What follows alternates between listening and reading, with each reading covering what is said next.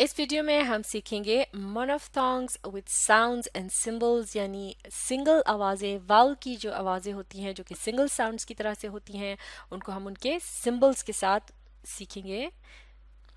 तो अब की बार जो आवाज़ हम सीखने जा रहे हैं, इसके दो तरह के सिंबल हैं। एक तो इस तरह से ये जो दिखाई दे रहा है जैसे लेटर ई होता है, और एक ये दूसरा सिंबल। ये दोनों ही सिंबल जो हैं ये मुख्तलिफ डिक्शनरीज में इस्तेमाल किए जाते हैं। कुछ डिक्शनरीज में इस तरह से इस्तेमाल होता है, जबकि दूसरी डिक्शनरी में ये सिंबल इस्तेमाल होता है। तो ये जो साउंड है ये क्या साउंड है? ये है ए की आवाज़, ए। जैसे कि लफ्ज़ 10 है यानी 10, इसके दरमियान में ये आवाज़ है, शुरू में ट, फिर ए और फिर न की आवाज़, ये बनता है ट ए न, 10, 10। इसी तरह से है लफ्ज़ एग यानी अंडा, इसके शुरू में ये आवाज़ है ए ग, एग। तो इस आवाज़ को ठीक तरह से अदा करने के लिए जिन तीन बातों का ख्याल रखना है, जैसे कि माउथ, आपका जो मुंह है इसे किस तरह से रखा जाएगा? स्लाइटली ओपन यानी हल्का सा खुला, बहुत होंठों को करीब भी नहीं लाना या बहुत ज़्यादा खोलना भी नहीं है, दरमियाना खुला होता है माउथ। इसमें टंग जो है वो किस तरह से है, उसको थोड़ा सामने के दांतों के करीब रखना होता है यानी फ्रंट पर। और इसी तरह से लिप्स किस तरह से हैं? स्लाइटली स्ट्रेच्ड, हल्का सा लिप्स को खींच कर रखा जाता है। तो इन तीनों बातों को ध्यान में रखते हुए ये आवाज़ अगर अदा की जाए तो आसानी से अदा की जा सकती है, जिसका ये सिंबल है और ये भी है। ये है ए की आवाज़, ए, ए। जैसे कि लफ्ज़ एग के शुरू में ए ग, एग। अब देखते हैं अगला मोनोफ्थोंग, और ये है इसका सिंबल और इसकी आवाज़ है अ, अ। एक छोटी सी हल्की सी आवाज़, की आवाज़। जैसे कि ये होती है लफ्ज़ अबाउट के शुरू में और फिर बाउट, अबाउट, अबाउट। इसी तरह से लफ्ज़ अबाउट यानी बारे में। इसी तरह से एक और ये लफ्ज़ है अक्रॉस, यानी एक सिरे से दूसरे सिरे तक जब जाया जाता है इसे अक्रॉस कहते हैं। इस लफ्ज़ के शुरू में भी यही आवाज़ है, अक्रॉस, और फिर क्रॉस, अक्रॉस। तो ये है की आवाज़। तो इस आवाज़ को ठीक तरह से अदा करने के लिए माउथ की जो पोजीशन है किस तरह से होगी? स्लाइटली ओपन, हल्का सा मुंह जो है वो खुला रहेगा।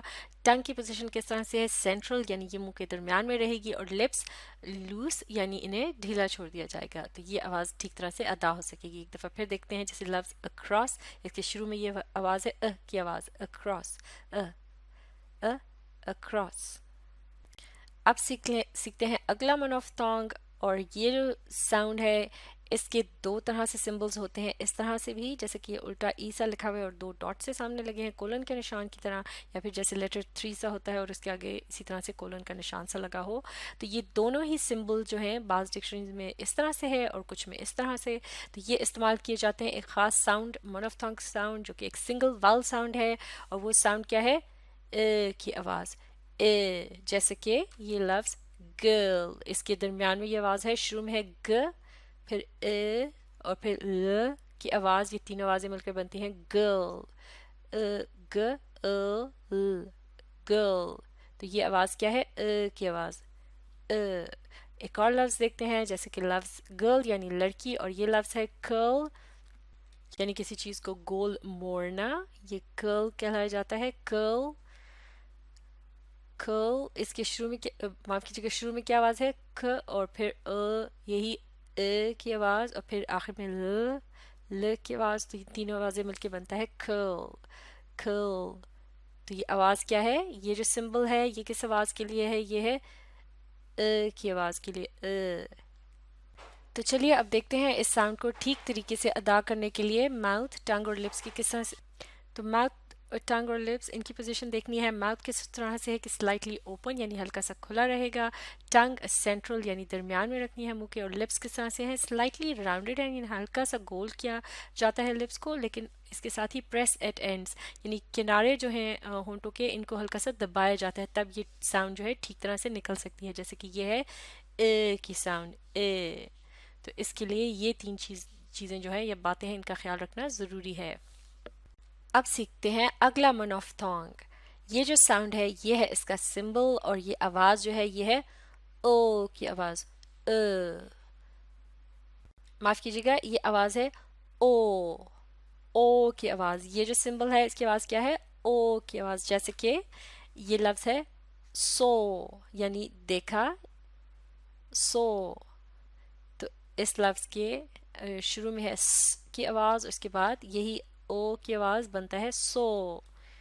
इसी तरह से ये लफ्ज़ है ड्रो, ड्रो यानी कुछ बनाना, इस लफ्ज़ के आखिर में भी यही आवाज़ है ड्रो, ओ की आवाज़।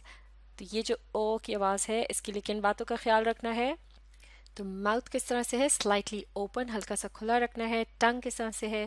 इसकी पोजीशन ये मुंह के पिछले हिस्से में यानी बैक पर रखनी है। इसी तरह से लिप्स फुली राउंडेड होनी चाहिए, यानी इन्हें पूरी पूरी तरह से गोल करेंगे इस साउंड के लिए, तो फिर ठीक से निकलेगी इस सिंबल की साउंड जो है ओ की साउंड, ओ।